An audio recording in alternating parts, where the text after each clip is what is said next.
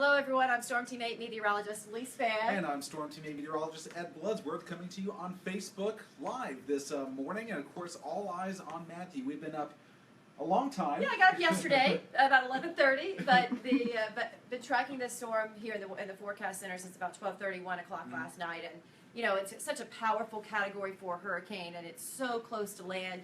We're glad so far that the eye itself has stayed offshore, but we have seen up to 100 plus mile per hour wind along the Cape Canaveral area. And, you know, the good news is we saw, we had the evacuation orders being given, and from what we've seen, especially with a lot of the visuals coming out, it seems like a lot of people did heed those warnings, although so far this has not officially made landfall, but still conditions have been very rough up and down the East Coast.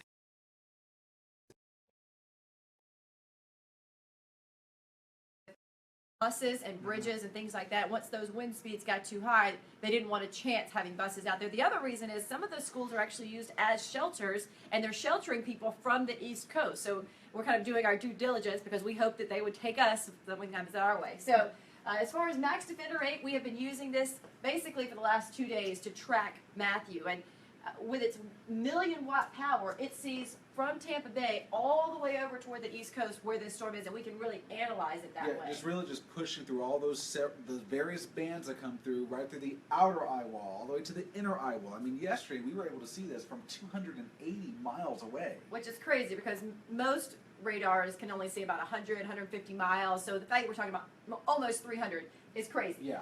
We're excited about it, but now let's actually use it for your benefit, right? right? So like over the past 2 hours or so, we've really seen one of these rain bands come right through the Polk County region. So kind of zooming in a little bit more, here's Lake Wales, Eagle Lake, Bartow. And this is moderate rain, but because it's a rain band from a tropical system, it has some pretty significant wind speeds in it. If you're watching this morning, Mary McGuire was in Polk County as these bands were starting to come through. She was getting blown around a little bit. So again, we're getting some gusty winds out of this here along I-4, and then some spotty rain there. Right, just light rain at this moment, but we always knew that we were going to be on the drier side of this storm. We never expected it to be a flooding issue, but we did expect to see some strong wind. So with that, having said that, the latest update has removed some of our counties from our tropical storm watches and warnings. And Hardee County, Inland Manatee, Sarasota, and DeSoto County all removed from the tropical storm watches and warnings, and that just means that you're no longer expected to feel 40 mile per hour winds or greater. However, we could still get some gusts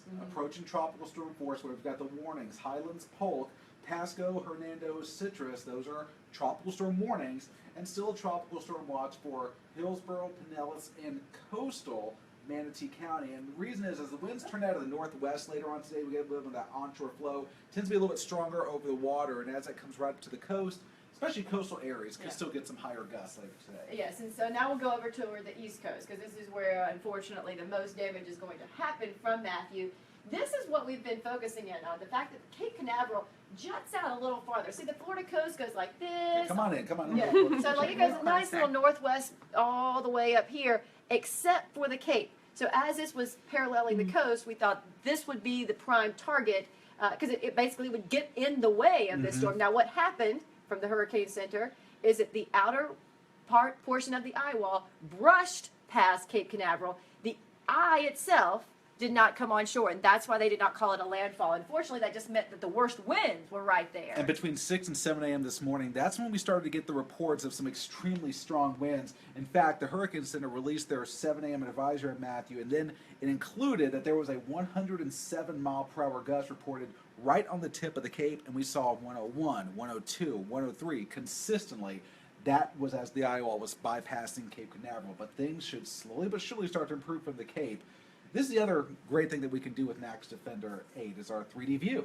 We turned it on its side, and you know what it looks like when you have those big thunderstorms. They like tower up high in the sky. You know when you see them towering, you're going to see worse weather. Well, now we can see that with our radar, how high these clouds are, and that's the worst of it, that the taller clouds right there spinning in that eye wall itself. And if it continues on its current track, it will likely parallel the coastline here. Still going to get some gusty winds for areas like Daytona Beach, and then also we're concerned about some pretty significant wave heights and storm surge potential for North Florida, heading up towards Jacksonville and eventually the Georgia coastline. Yeah, and let's just kind of show you the forecast with this. We'll take you back over to our computers here.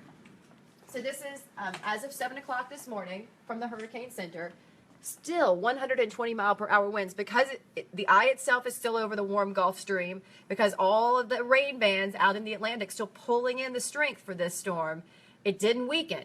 It wouldn't have been out of the question that, it's interacting somewhat with land and that we would see it weaken. We unfortunately did not see that. So now we'll go forward. This is moving north-northwest at 14 miles per hour. And remember, we talked about that slope of the Florida coast is more northwesterly. So any of this northerly component of the motion is good news, because we're looking at this Category 3 storm pushing north toward Jacksonville late tonight into the Carolina coastline. And then, yes, we are still talking about this loop out in the Atlantic. What I want you to know about that is that it will certainly be much, much weaker, a very weak tropical storm as we head into the middle of next week. So we'll worry about that next week. Obviously, the next 24, even 10 hours now, really going to be critical for the state of Florida. Yeah, but even again, if it makes that loop, the conditions are not going to be nearly as favorable as they are now for this thing to strengthen. In fact, long term, it is going to likely weaken thanks to some colder sea surface temperatures and some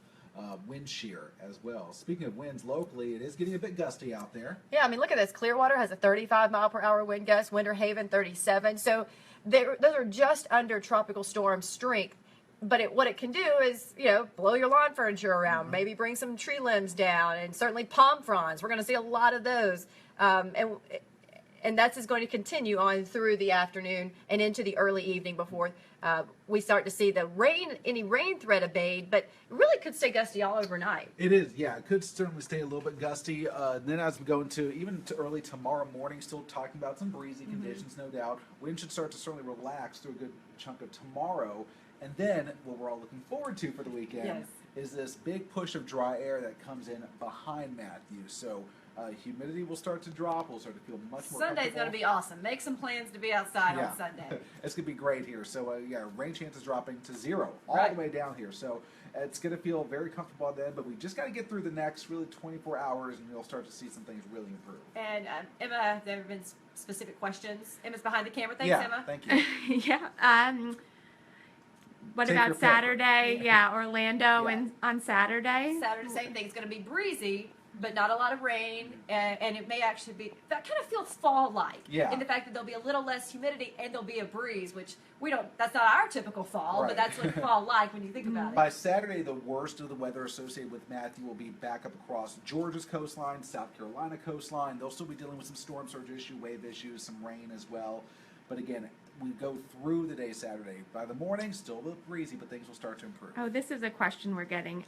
Desiree is wondering if it's possible that Nicole and Matthew could collide. No.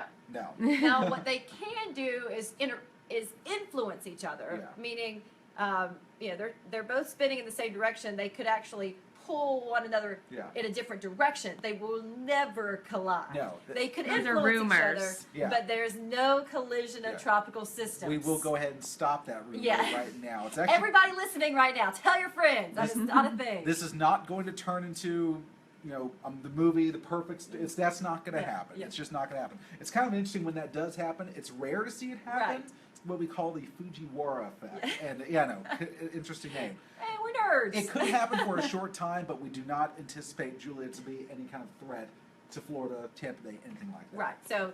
Or I said Julia, Nicole. Nicole, yes. They will not collide. They may influence each other in the direction that they move, but no combining. No, not going to happen. So good. I'm glad we can get that set up. Is Polk County getting worse, or how bad is it supposed to get? Basically like this for the next probably 6 hours. Kind of some squally weather right now with some rain bands rolling through. Again, any rain that rolls through, it may not be heavy rain, but because it's coming off of a tropical system, you're going to end up seeing some higher wind gusts out of it as well. So you'll get some gusts here and there. Could approach tropical storm strength. We can't rule that out Which is 39, 40 mile per hour winds. Exactly. So again, that can do a little bit of minor damage. It's not going to be, it's going to be a strong breeze here when those gusts come through, but things will start to, again, improve for the entire area through the day tomorrow. All right. Well, we appreciate you guys listening.